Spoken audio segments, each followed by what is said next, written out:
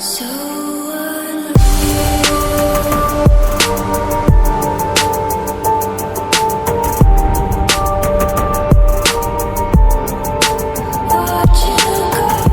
خیلی خوشحال هستیم که در جمع اعضای تیم ملی در مهمانسرای نگین کابل هستیم.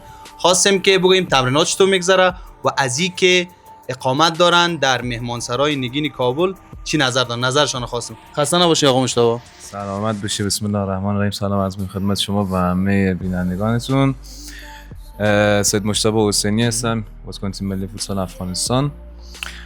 به نظر من این یکی از بهترین هتل‌های شهر کابل، مهمانسرای نگین کابل و خیلی اقامت خوبی داریم اینجا. خوش میگذره؟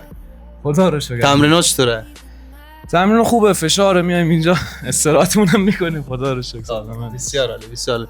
و نظر شما یک نظر کوتاه بگین برای کسایی که میبینن برنامه را. عرض سلام، ادب و احترام. انشالله که همگی خوب باشن. والا فکر میکنم که مهمانسرای خیلی خوبیه.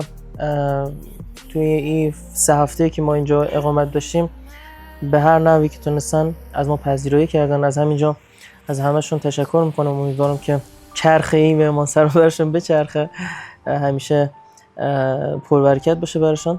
و این که فکر میکنم نسبت به شرایط کابل یه شرایط رفاهی خیلی خوبی رو اینجا فراهم کردن و دعوت میکنم از حالا کسایی که از بیرون کابل میان و اقامت چند روزه میخوان داشته باشن توی کابل اینجا تشریف بیارن و یه اقامت خوب و خوش فکر میکنم میتونن سپری کنن. خیلی تشکر. خیلی سلام. باشه کوتاه نظر آقای حسینپور هم بگیرم. نظر شما چیه از اینکه اینجا اقامت دارین؟ اول که سلام و عرض ادب خدمت شما و همه بینندگان عزیزتون. خب هتل نگین کابل فکر کنم چند ماهیه که افتتاح شده و یکی از هتل‌های خیلی خوب توی کابل است و من از همینجوری تشکر میکنم از آقا سید عزیز بابت زحماتی که بر ما کشیدن. تشکر. میریم آل نظر مربی و اعضای کادر فنیشون هم میشنویم. و حالا کنار مربی دروازه‌بانای تیم ملی افغانستان هستیم، آقای مرتضی سمایی، که می‌خواستیم نظرشون رو بپرسیم راجع به این که اول خیلی خوش آمدین افغانستان و دومی که تشکر از این که در مهمانسرای نگین کابل آمدین. از اینکه در اینجا اقامت دارین چه احساس دارین؟ نظرتون چیه راجع به امکانات و خدمات این هتل؟ منم سلام عرض می‌کنم خدمت شما و بیننده‌هاتون.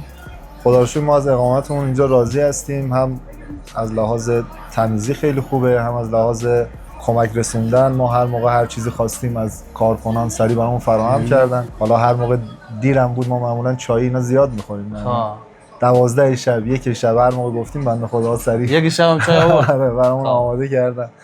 و اینکه خوبه، محیط آرومه. فکر می‌کنم برای تیم‌های ورزشی چیزی که مهمه همینه، یه محیط آروم باشه، بتونن استراحت کنن، به تمرینشون برسن. اینجا هم تا حالا که اینجوری خوب بوده، همه چی اوکی بوده و راضی بودیم. خیلی عالی، خیلی عالی.